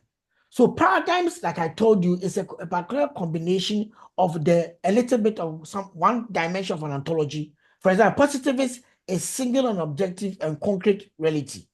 So that comes from that's the ontological view. Epistemologically, they say that the researcher is independent from what is being researched. There's a distance between what you are trying to know and who you, the researcher. So you should use objects of direct observation to measure the reality. Methodology, instrumentalize your empirical approach. It means that at the end of the day, when you go and observe in the field, you deduce from what you are seeing, and then you come and find out whether it supports your theory or it's actually you confirm or disprove your theory. So there are one hypotheses that they try to confirm or disconfirm the hypothesis. So they try to instrumentalize the world. That's what they try to do by establishing general rules that try to govern them. They don't think that any value can influence it, so they are value free. So ideology doesn't come in, and their rhetoric is also going to be very, very not personal. So you are not going to see any I or they or we. Likely, you might not see any of it like that in a positivist type of work. This is what we want to do. If we understand this very well, we will now understand how it's going to shape the way we think. Thank you very much for the session. Okay. So Thank you, Prof. So we would now let the finance people step aside, and then I can enter into a time of just question and answer for those who are left behind. Thank you very much. So the finance, you can actually step aside. And those who are here, if you have any questions, I can answer. Those who are left behind, I can spend about 5 minutes to answer that. Okay. We are recording, so the finance, you always get the recording to listen to the questions your friends ask. But if you have a question, you can put it in the chat before you go. Finance. Okay. So finance, you can step aside. Okay. Now, those who are left here, anybody having a question on the assumptions of reality? Anything? Anybody having a question? Okay, Benjamin, go ahead. Thank you, Prof. Okay. I think I am okay. I just have to read more and get a very good understanding.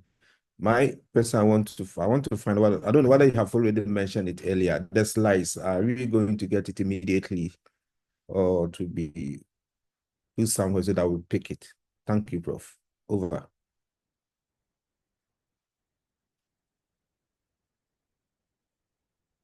Very good point. You get a video, you get a slide. So, but the slide, I'll give you up to where we reach. If I give you everything, you may end up confusing you before you come to the next session. So I'll give you up to where we reach. Is that okay? Prof, if you can give us more, that would be fine, so that at least we can also more or less read in advance.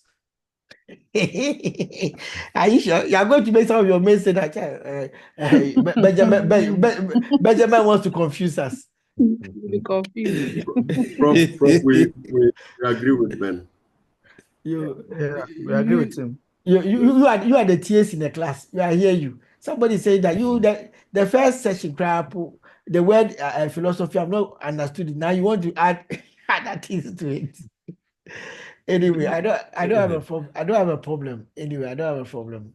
But to be more specific, to be able to understand this, I advise you to go and look for uh, an academic paper that explains one of the dimensions or the dimensions in your research area. So I will share a paper with you on research paradigms.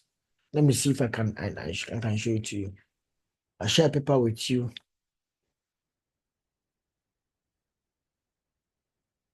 Okay. So this paper, qualitative research paradigms and mean making. Okay. Research paradigms and mean making. Comparing epistemologies, qualitative versus quantitative research. Okay. This is a very good one. It will help you understand some of the things I talked about. And you know that it's one of the things I also cited in my work. And this paper, I'll be using it a lot, but those of you who read them, you will see that most of the things Prof talks about is coming from this paper. Please, it's not everything the people are telling you to read. Read where up to where you understand, because this one talks about how to analyze based on your paradigm. It's like the whole course in one paper. That's what it's trying to do. It's the whole course in one paper. So research paradigms and mean making. So spend some time with this paper. That's one. Number two, I'll get you the paper on the remember I told you about Fisher. I told you about Colin Fisher being one of the people who have written on paradigms. So I'll try and get Colin's book for you to look at. Thank you very much. Go ahead. The other hand is up.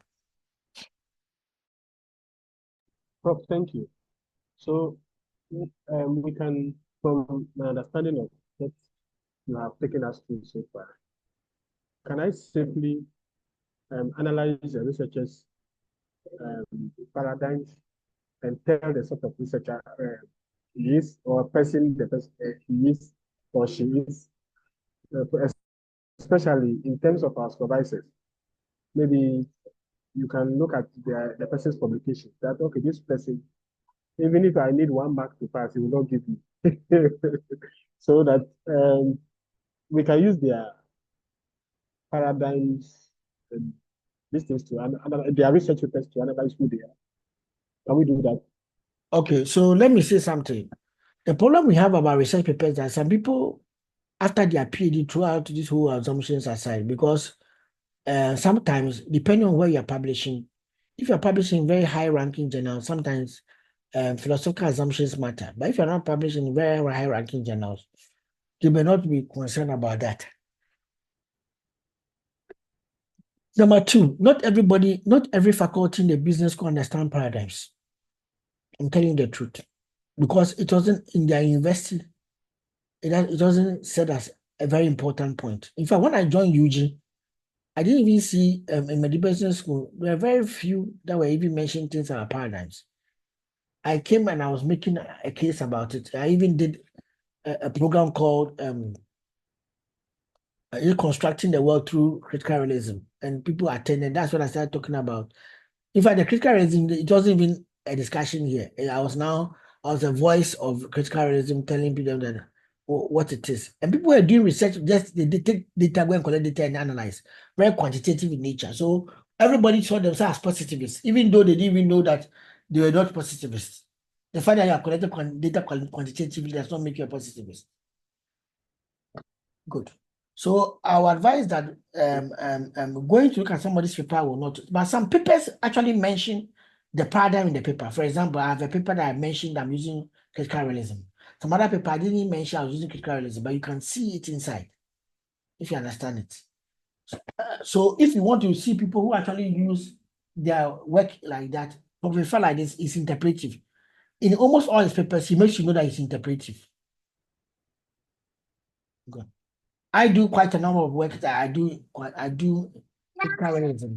It's in my work. It's in my work a lot. It's in my work a lot. Okay, but this is what I advise. What I advise you to do is understand what you are doing, then know how you can apply it. So I'm going to give you another document, the chapter 5 of my PhD. Try to understand, because in that chapter 5, in fact, it's like a book on its own. I wrote on what paradigms are, explain what paradigms are, explain the philosophical assumption per each paradigm, and show you why I made a choice for my paradigm and how I applied my paradigm to do the whole research work. So this is what I'm showing. So like this is part of my PhD. My PhD was on resource-based theory, analysis of e-commerce, a resource-based theory analysis of e-commerce in developing countries. Case studies of 3 Ghanaian firms. And then in chapter 5, I did what the need for. I started paradigms of philosophical assumptions. I explained what the methodology is. I explained what a paradigm is. And then I tried to tell you the link between paradigms and paradigms and philosophical assumptions or ontologies. Taxonomies. I explained what ontological is, epistemological and methodological. And I go into to point out that, in fact, this argument is coming from Creswell. Creswell says that the researchers make claims about knowledge. That's called ontology. How we know it is epistemology, and the process for studying is methodology, and the values underpinning it is axiology. The way we speak about it is the rhetoric of it, or the rhetorical perspective of it. So the thread that matter is the ontology, the epistemology, and the methodology. Now, all these things have practical implications on the research that you are doing. So I go on to explain that how it relates to critical. I am a critical realist. I go on to explain how it links to critical realism, but then point out the difference between why I don't go positivist or why I don't go interpretive or why I'm going critical. It will help you. Okay, from there, I go on to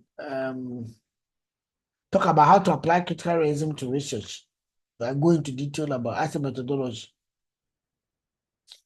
Then I show you the different dimensions of critical realism and all this kind of stuff. So if you want to spend some time, you can read about this.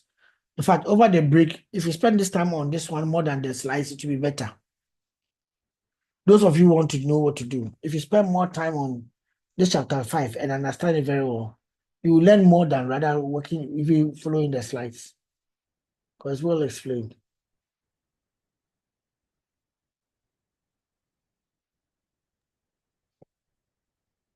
Is there any other point?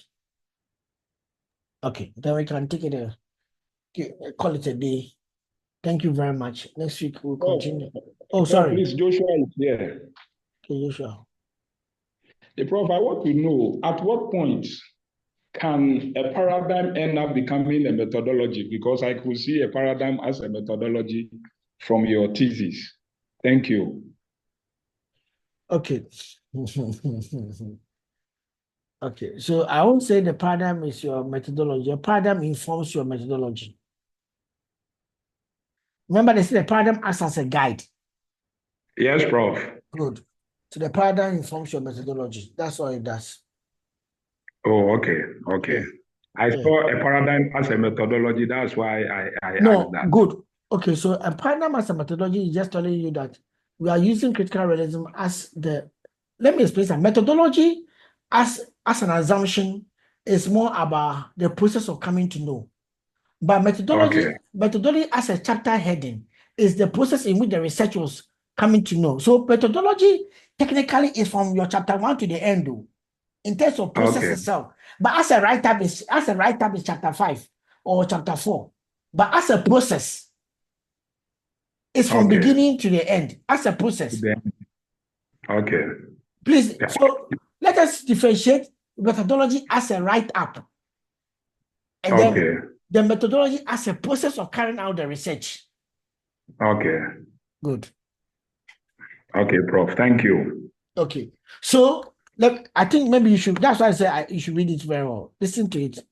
Let's read it. For the critical realist approach, the most important driver for decisions on methodological approach will be always be an intransitive dimension. Okay. Let me explain something. Maybe I would have jumped a lot. I don't want to jump, but you are making me jump. The critical realist believes that there is an independent reality from the reality observed. The transitive domain is where the human beings are, where the data subjects are, where we collect data. The intransitive world are the one that actually let the things that we see here actually work. So you are on your objective as a critical realist is to unearth this part. You want us to be able to find out this one, the actual event that, and then the real causes. But you study this part, you study the real world to be able to get this one. So when you study the real world, then we move toward the intransitive domain to learn of the real causes of what we are seeing in here. Do you understand me? Prof, I do, please. Good. So as a methodology, I explained from the beginning how I thought about my research problem. That's why, so if you read that particular section, it explains every single thing I've done in the whole thesis. Okay. Good. That's why I was saying I spent time reading this thing. If you read it very well, you have better questions for me. And I like the way the class is ending on this note. All of you should go and read. If you cannot read anything, read my chapter 5. Because I take my time to explain and make choices and stuff. Then after that, when you come to class, I can be able to tell you how we arrive at certain things. Thank you very much. Thank you, Prof. Thank you, sir. Prof, are you sharing your work as well? Yeah, I said I'll give you the chapter 5. All right, okay. All right, great. Thank you. If I give you the full PhD right now, it will not help you. Okay. Thank you very much. Thank you. Okay. So see you next week. All right. Thank you. Bye. Thank you. And Dr. Nibano, thank you very much. And then Zelda, Desmond, all of you came. Thank you. Thank you, Prof. Yes, Prof. Thank you. Thank you.